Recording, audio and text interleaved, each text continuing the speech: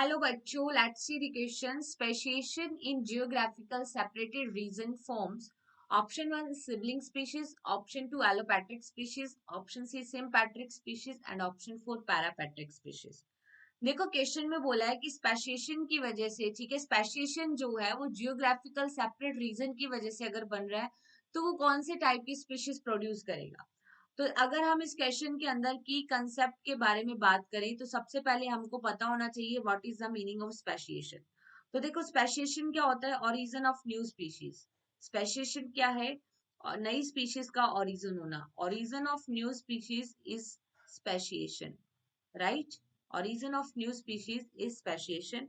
अब देखते हैं कि नई स्पीशीज का ओरिजिन कैसे होता है. तो यहाँ पे बोला है जियोग्राफिकल सेपरेशन की वजह से. If speciation if speciation occur if speciation occur due to geographical isolation या geographical separation, तो उस टाइप के सेपरेशन को हम कहते हैं, ठीक है, एलोपैट्रिक स्पेसिएशन. ठीक है, सेपरेशन. तो उस टाइप के स्पेसिएशन को बोलेंगे एलोपैट्रिक स्पेसिएशन. और एलोपैट्रिक स्पेसिएशन से जो स्पीशीज ओरिजिनेट होती है दैट इज एलोपैट्रिक स्पीशीज. यही बताना था हमको. तो यहाँ पे जो करेक्ट आंसर आएगा दैट इज एलोपैट्रिक स्पीशीज. अगर हम बात करें सिबलिंग स्पीशीज, तो सिबलिंग स्पीशीज कौन सी होती है? सिबलिंग स्पीशीज जो है they are morphologically same.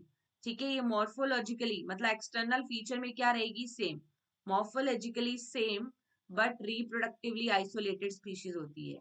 But reproductively isolated. ठीक है, रिप्रोडक्टिवली आइसोलेटेड स्पीशीज है. तो ये आंसर नहीं आएगा. अब बात करते हैं सिम्पैट्रिक स्पीशीज. तो देखो सिम्पैट्रिक स्पीशीज कब बनेगी? सिम्पैट्रिक स्पेसिएशन से. और हम देखते हैं कि सिम्पैट्रिक स्पेसिएशन के अंदर कोई भी जियोग्राफिकल आइसोलेशन नहीं होता. ठीक है, इसमें जियोग्राफिकल आइसोलेशन नहीं होता. No geographical isolation.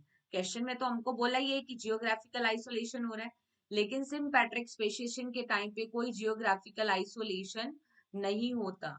इसमें हम क्या देखते हैं कि कोई स्पीशीज ए है. ठीक है, कोई स्पीशीज क्या है? स्पीशीज ए है. अब इस स्पीशीज के अंदर सडन चेंजेस हो गए. ठीक है, सडन चेंजेस कब होते हैं? म्यूटेशन की वजह से होते हैं. सडन चेंजेस हो गए, म्यूटेशन हुआ, बट कोई जियोग्राफिकल आइसोलेशन नहीं हुआ. और एक इस म्यूटेशन की वजह से अगर नई स्पीशीज बन गई तो ये कौन सी स्पीशीज है? This is the sympatric species. ठीक है, that is formed to the sudden changes but not by geographical isolation. तो ये भी आंसर नहीं होगा. अगर बात करें हम पैरा स्पीशीज की, तो देखिए पैरा स्पीशीज कौन सी होती है? पैरा स्पीशीज जो कि पैरा स्पेसिएशन से बनती है. ठीक है, पैरा स्पेसिएशन जो है इट इज रेयरली टाइप. ठीक है, ये रेयरली होता है. और पैरा स्पेसिएशन के अंदर हम क्या देखते हैं कि जियोग्राफिकल आइसोलेशन इसमें भी नहीं होता. No geographical isolation. ठीक है, जियोग्राफिकल आइसोलेशन नहीं होता. इसके अंदर जो आइसोलेशन होता है वो हैबिटाट की वजह से होता है. But isolation occur due to water bodies and habitat. ठीक है, वाटर की वजह से due to body water and other, अगर चेंज माने तो चेंज इन हैबिटाट. उस वजह से क्या होता है कि जो न्यू स्पीशीज है वो अपने प्रिमिटिव एरिया से दूर होती जाती है और फिर ये दोनों आपस में रिप्रोड्यूस नहीं कर पाती. और जब आपस में रिप्रोड्यूस नहीं होता तो वो एक नई स्पीशीज बन जाती है. यहाँ पे कोई स्पीशीज ए थी, ठीक है, वाटर बॉडीज या फिर हैबिटाट में चेंजेस आने की वजह से वो प्रिमिटिव से दूर होती गई और एक न्यू स्पीशीज बन गई. और ये जो न्यू स्पीशीज बनी है इसको पैरा स्पीशीज बोलते हैं. तो यहाँ पे भी जियोग्राफिकल आइसोलेशन नहीं होता. जियोग्राफिकल आइसोलेशन से जो पॉपुलेशन बनती है, जो स्पीशीज बनती है दैट इज एलोपैट्रिक स्पीशीज. ठीक है, due to the allopatric speciation. So here the finally correct answer is only option 2.